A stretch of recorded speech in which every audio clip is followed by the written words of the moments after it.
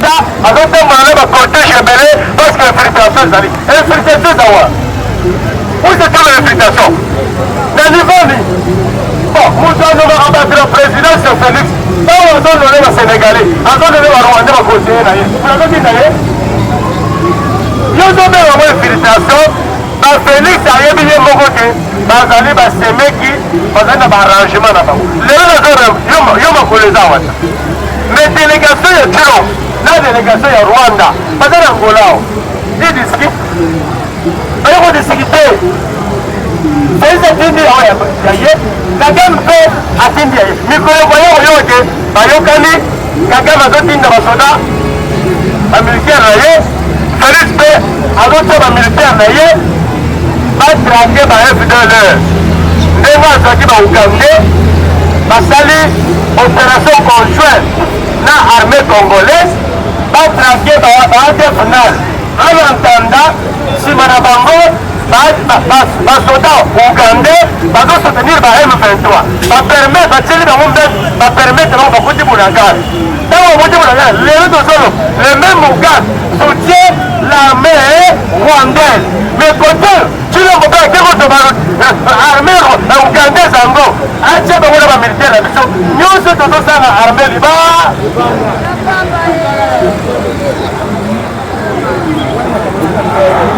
banakoboye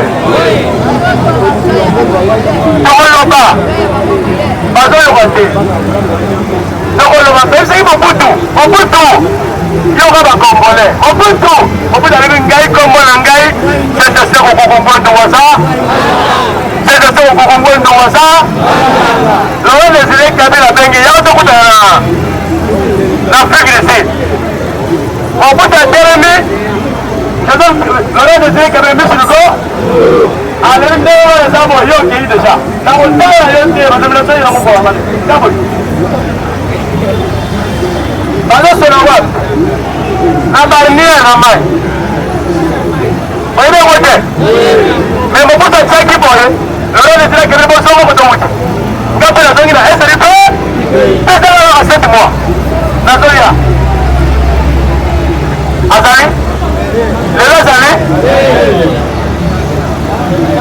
c'est ça la guerre ye omoni yango omoni Ukraine Poutine ake boye babawa Poutine ake boye babawa o Poutine ezokoko te lelo baoccidentaux baleli lobi maison blanche bavandi balobi ngai nakotinda solo mindoki na Ukraine kaka lobi Poutine atindi délégation na ye na epe ya pingi yo olimbisanga biso bamutongo bapingi yo bagaba renforcer diplomatie Poutine lobi océan ezalaki moyenne ye na bachinois baza likolo banavire na mai otala baradar otala boye amerika etango olobi Poutine alisi bango okomeka natieli bino ligne rouge soki minduki ozoprepare botinda turo soki ana yoke président ukrainien azwi minduki wana bapays nyonso ya otango oza pembe na ngai kotela moto aprepare mba nakondima na ku lobi réunion ya mbangu na états-unis président Biden alobi boye makambo so tosali yango Poutine akobeta baarme nucléaire ekobenda escalade moko parce que Poutine alobi naza na posala beta minduki ya makasi te Ukraine eza mwa pays mais sikoyo elingi nakunda na ye lokola akunda na mbola mais papa akoti mbola na kati oyo tokandi mbangu c'est ça un état c'est ça le pays c'est ça un état mboka yango wana bafai oye sujet wana eleki somata ebele mpona koke mbangu totiena sujet etande safu mpo bakangaki lobi na aéroport awa tokikaka sujet ndeko na biso sel kikuni oyo aza komonana te bakenda awa toyebi te bayedenemia mais otie mwana ya bato Tshisekedi okomi na suka likambo te boma na yo kanga na yo mais oyebake mokutu mpe akomaki na suka abomaki akangaki. Mais tant Kimaki, il a fait seulement 7 mois, il est mort. Parce que tant que Makila va congolais et le Congolais qui m'a beaucoup naïe. Il y a un moment où ils ont tapé le truc. Non, non, on s'est maté. Attends. Hein? Faut qu'on démaille ça mon père. Hein? Bon. Faut qu'on démaille. Dès le retour, on va s'en aller bien au banquier. Quand il y a un mec qui est dans le chat à deux, il y a un mec qui est dans le long. On s'en fait le retour. Le reste c'est de l'été de quitter. Quand il est dans le cavalier, il y a un. Allez, au moins on va publier. Américain n'a pas ça qui est dans le fond. Donc on a dit qu'il y a un. Non, le coup. Américain d'ailleurs. Ayo kukale kabila uye kukukikiele za kukwea tongwetani ile sisa tumuto kabila yebile yege bato na lu de bato lesa yo poto na lu alesa kibilo tomusana na lu wao alibile décembre na kizampion na $10 vieux mkono kwa pouvoir sonde ko yoka vieux donc tendele la promesse nyo yemo ko dawa vande na nda wata na mona kwa la moindre moquette, donc on est dans le micro, dans la radio, dans les réseaux sociaux, Bakangi Daniel Sam. Alors il y a ceux qui ont fait, à partir à l'aéroport, deuxième interpellé. Oh, la minute, nous avons le roi Bakangi déjà, pour besoin de ici qu'à Zalité, négocier Tribune.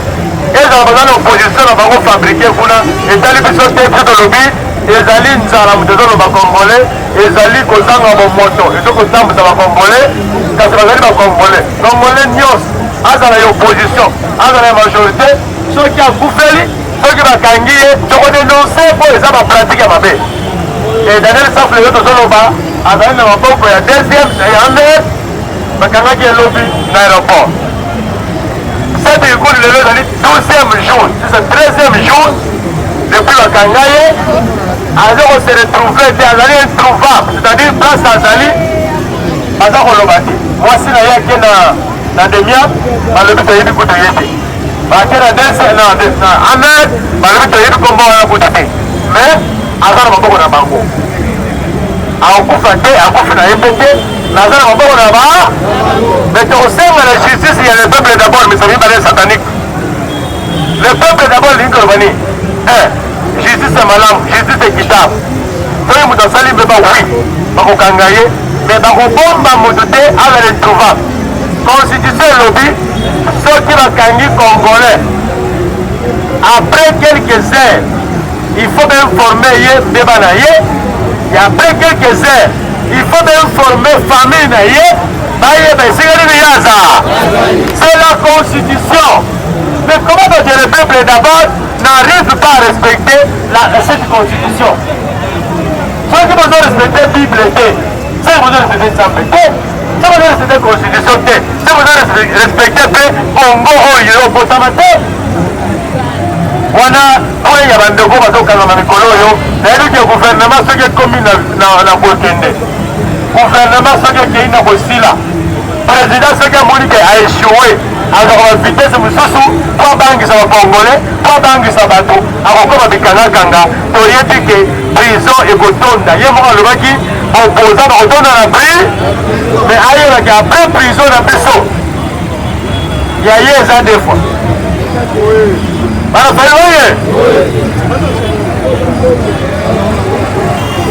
l'objet de la salle de réunion après le conseil des ministres spécial le corps est à l'ingénieur au sein de la réunion constitution le but je vois l'article 97 le président de la République préside la réunion du conseil du ministre. Si le président est empêché, il va léguer son pouvoir à son premier ministre. Le corps de Camboué s'est mis en prison. Pas pour lui parce que le corps en boucle. Félix a dit qu'on a un ministre. Vice-ministre, il y a justice.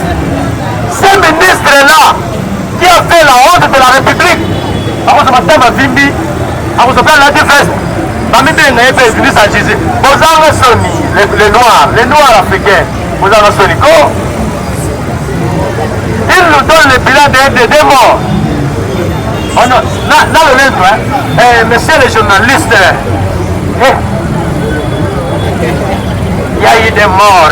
Ce que vous voyez dans les réseaux sociaux, ça c'est les ennemis de la République qui publient ça. Ah.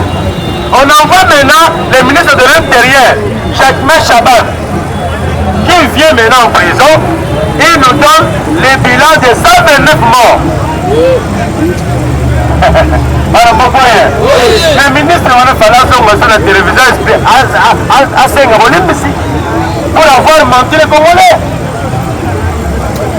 Et ce bilan-là, de 129 morts, est un bilan mensonger. Bilan Loukouta, il y a eu des prisonniers, plus de 1000 prisonniers qui sont morts dans la prison Makar. Il y en a ceux qui sont morts par balle.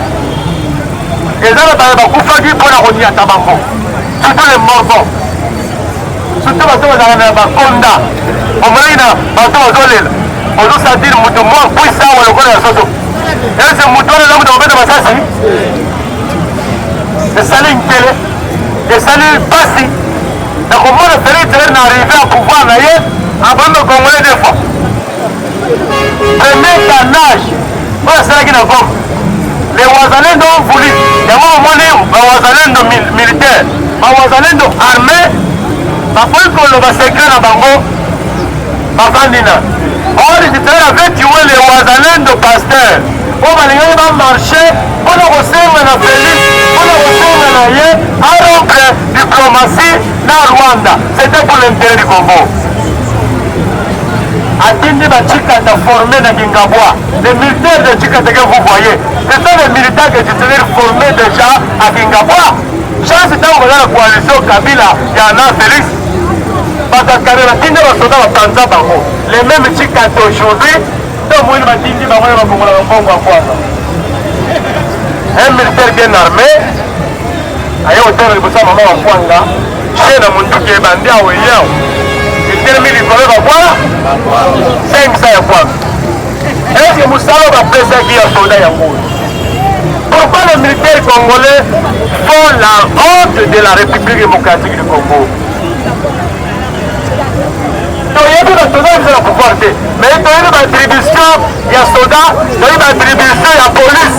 Moutoula Moutoula, il y a Toyabia. Bayaka. Amso, Kotia, on a mis tout. Et vous avez ça, l'union. Donc, vous avez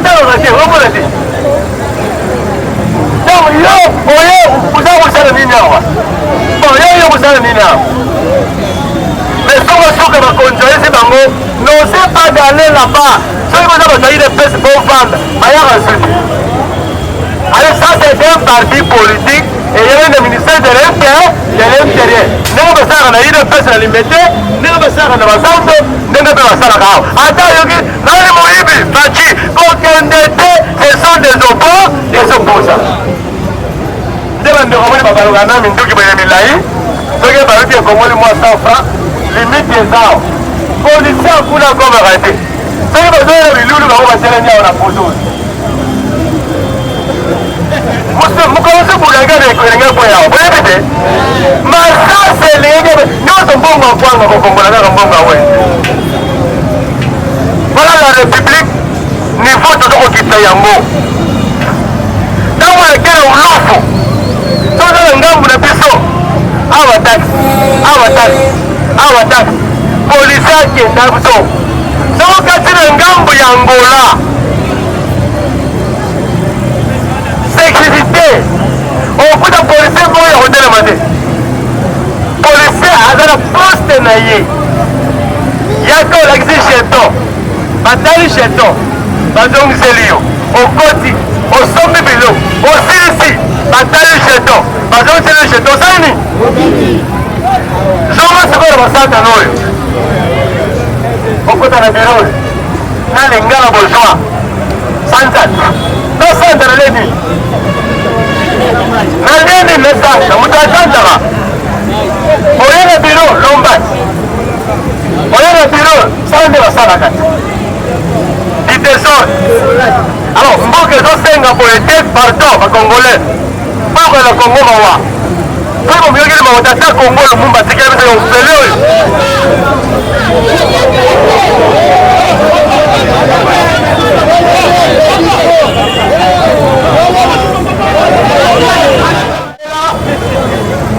biso bakongolais tomeki kabi tomeki champion bem tomeka batumbi deja tomeka mosusu premier ministre tomeki bato nyonso toyebi résultat. Est-ce qu'il y a moyen congolais lelo obalisa fasi na yo tomeka mpe fayulu moto azolobaki fayulu ayebi nyonso aza te po yebi aza moto mais yebaki ata oyo aeshue oyo eshue eza na moko bokozwa ye soki tuku totie ye biso moko nandimi te akosala lokola bango wana ye liboso ya mibale oyebaki depuis Congo depuis Laurent Désiré Kabila akenda na Congo na zozo président atanga makasi wana esokolo bango depuis Mobutu Laurent Désiré Kabila tosuki wana Joseph Kabila jusqu'à ce jour les Congolais n'ont jamais eu un président expérimenté, un président bien étudié, un président qui a un bon programme. Azana Lou, Kabila Yesoda, na veste na indongo boyebeli président. Asala osala nera. Yeba monike lokola ngai na sali mabe. Soki na moto ayebi biloko makambo ebele akokanga. Nazo basema nga biloko tana ngai ngape na benza yanga na chawa pour protéger nga. Azupe yeye ya couleur moko, ya lenge moko, ya kozanga expérience ninga moko. Azo sali na koto na yo congolais. Donnez-moi un nom d'une société ou entreprise ou d'une toilette publique où M. Tshilombo avait déjà travaillé.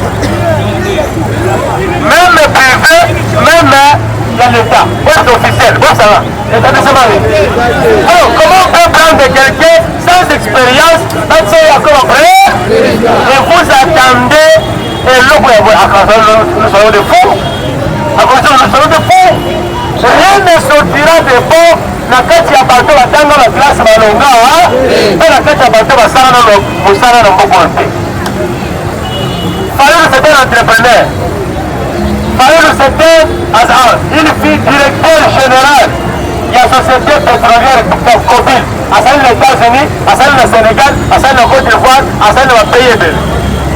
Fayulu à côté CNS, Conseil national, conférence nationale souveraine.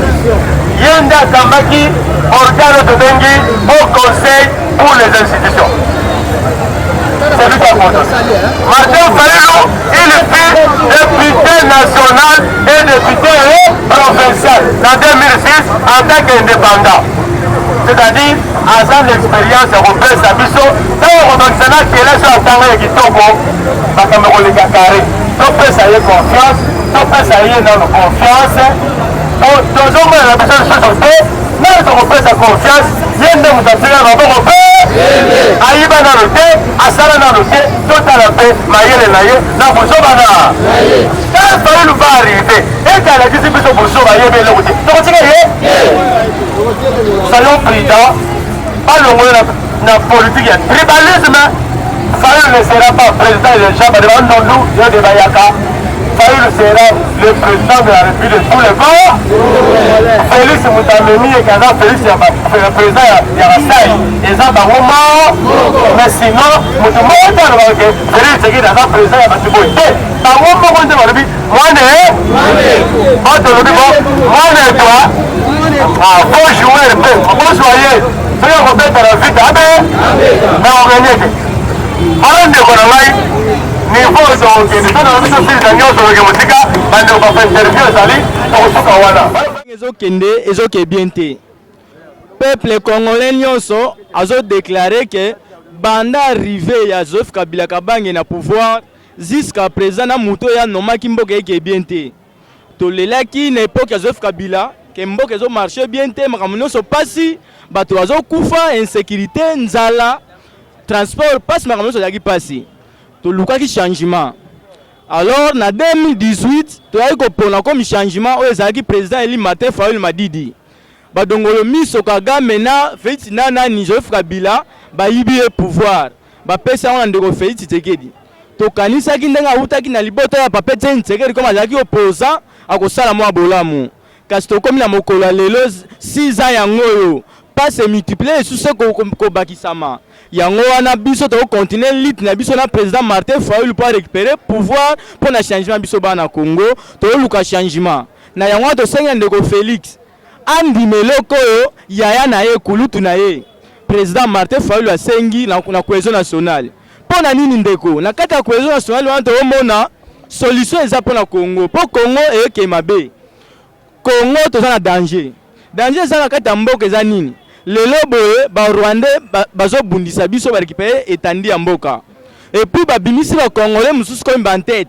bango babatami na sima na bango alors poto longo bandeko baza na kati ya armée wana foto ke na dialogue wana to kobenga bandeko so Congolais bo bunda pona nini botika bitumba to sangana poto to tonga mboka na biso mais ba dongolo miso balingi te neti Joseph Kabila na Moïse Katumbi bazoboya pona nini bayebi ke ndenge thème ya liboso batiaki parmi les 3 thèmes les sous 3 thèmes ya liboso ezali vérité tolobana ba vérité en face na kati ya ba vérité wana po bayebi tokotuna nanga yo ozalaki président ya CENI na 2018 yo moto opibliaki Félix Tshisekedi komi candidat président élu bokesi meme manduki na problème nini nanga koloba ba vérité tokotuna Kabila yo moto ondimaki nani Chilombo asikisede yo lelo komi contre ye na problème nini tango ba vérité ekobima bayebi ke bango basinaki ekoexiste lisusu te alors ne existe lisusu te le batika na position na bango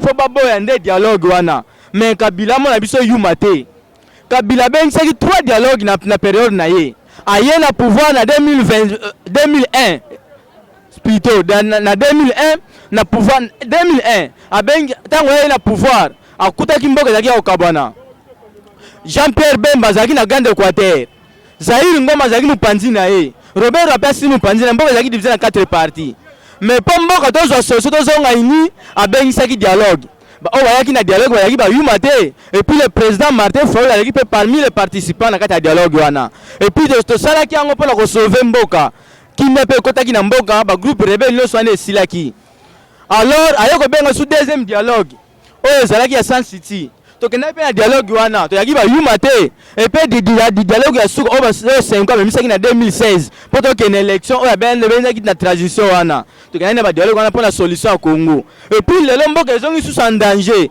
nde Martin Fayulu alobi boye le président Martin Fayulu alobi ngai Martin Fayulu mpo bato balandanga mpe okumisanga mpe lobi nakoma na gérer na Congo fona koma président bavote ngezaka na Congo soki Congo eza mabe Congo ngo ezo existe lisusu te ngai Martin Fayulu akozala te c'est pour cela lobi te tobundela nanu Congo avant tolanda makambo na biso privé towela ba pouvoir yango moni asengi cohésion nationale na kati ya dialogue wana a préciser bien alobi tokokende na partage ya ba poste te biso tokeka kuna po trouver solution totia makambo na mesa et puis te proposer ba proposition na biso ya plan de sortie de crise na kati ya plan de sortie de crise ndenge lobi premier sous-thème ezali vérité deuxième ezali réconciliation oyo ezali na kati ya réconciliation tozomona tokokende na ba réforme institutionnelle na kati ya ba réforme institutionnelle wana tomona wana ebele balinga te mpo bayebi ke ba Rwandais baza na kati yango omoni ntina Rwanda babeli palpite